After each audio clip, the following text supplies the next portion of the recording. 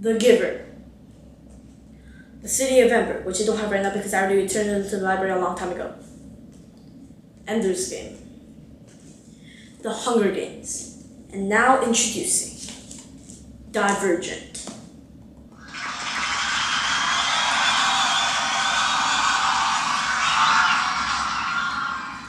All of these dystopian novels were made into movies and got a hit all around the world.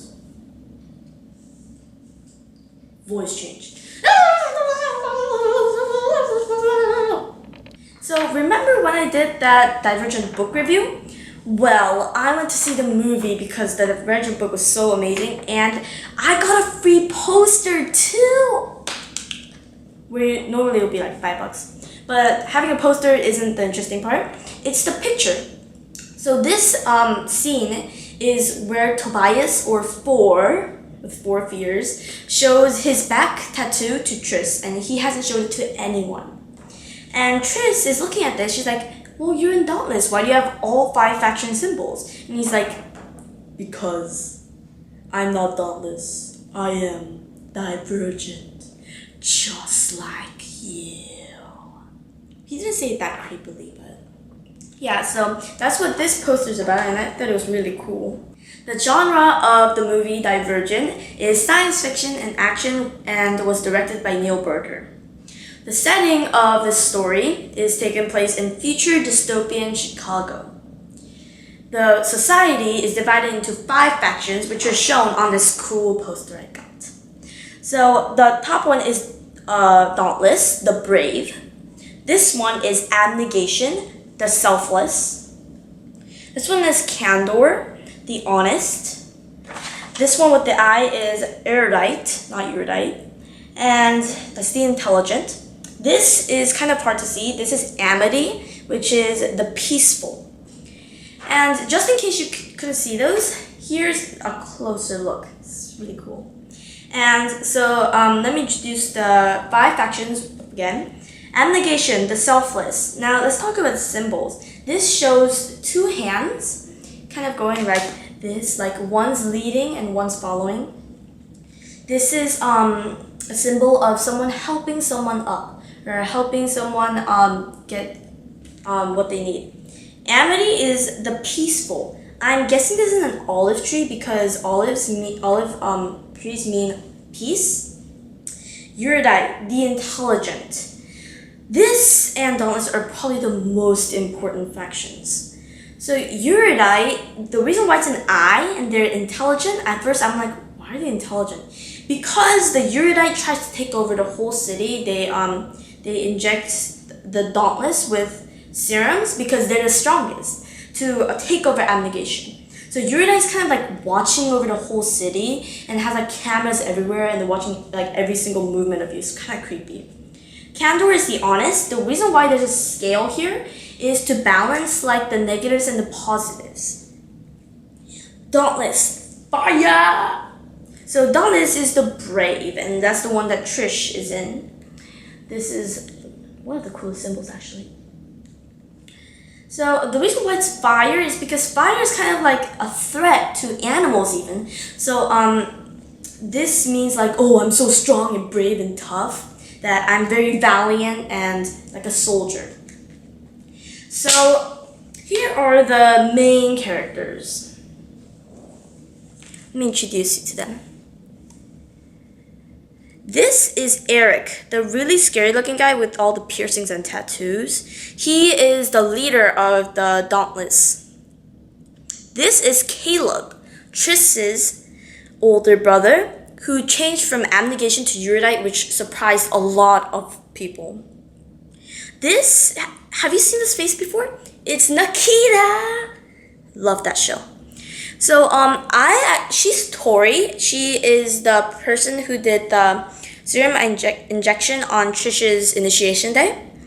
I imagined her a little different because I didn't think it was gonna be like an Asian person, like not to be racist or anything, but I thought she was gonna be kind of like a little more tough looking. This is Tobias 4 with his trainee Triss. And this is Peter, the really bad guy. who tries to kill Trish. This is Christina. I imagine Christina really different too. I didn't think she was gonna be really that short, even though it said she was very weak. This is Janine. You see her like scary looking serious face? This is Janine, the leader of Eurydice who tries to take over the whole entire world. So out of the 5 factions, which one would you like to join if you had to choose?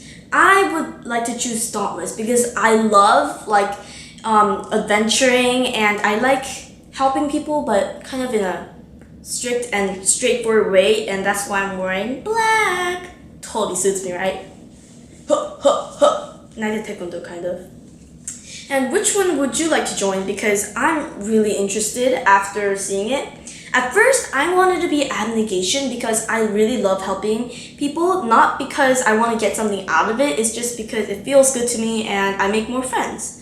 But after seeing what they do to abnegation, no thank you, no thank you. So that's why I switched to Dauntless, my second choice. I actually watched the movie after I read the book, and I noticed a few different things that was not in the movie that was in the book, and they were actually pretty important. The first one is that before Al died, he was supposed to confess to Triss that he liked her, and Triss was supposed to kind of go like, no thank you, bye, I'm rejecting you kind of. But he didn't do that in the movie, and he just jumped off, so that was kind of like a little like sudden leap. And the second one is that Peter was supposed to stab Edward's eye because he was jealous that Edward was first and he was second. Like, what's bad about second? But apparently that wasn't enough for Peter, and he's supposed to stab Edward's eye. But apparently it was maybe too violent to be in a PG-13 movie, so it wasn't in the scene, but I was so waiting for that. And it didn't even show Edward's face in there actually. I noticed a few interesting things about the movie that weren't in the book. The first one is that Triss and Caleb Pryor, did you actually know that they were lovers in The Fault in Our Stars? No, I'm kidding, I love that movie. But it was a little awkward for me because first they went from being siblings to lovers, and that was a huge change. I hope they noticed that when they casted them. And the second one, the most important one, is Veronica Roth was actually the co-producer. That's why the movie was so perfect and it was almost exactly like the book. And Veronica Roth was actually in the movie as a cameo, and she appeared in the movie several times, and she had like very short hair and she had like tattoos on her neck to like kind of blend in with the Dauntless. And that was really cool to me. In my opinion, Veronica Roth is the luckiest and best dystopian novel writer of all times because at age 25, she made her debut and it got a hit. And she was lucky enough and young enough to be casted in her own movie, while other dystopian novel writers, a little too old. And one last interesting fact. Did you know that Divergent is a trilogy? Divergent, Insurgent, and finally Allegiant. And Insurgent, the second book, is actually being made into a movie right now. And it's gonna come out an year later, March 20th, 2015 about. And I am so excited to it. And I'm gonna look forward to it. And I hope you come watch the movie with me. Voice change!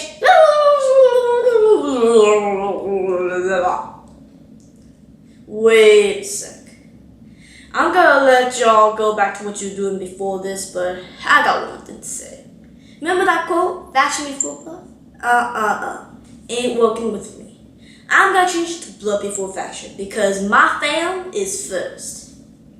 So you know what I do about it? I'm gonna call Veronica Roth, and don't you dare ask me for a phone number because I ain't giving you it. Blood before fashion.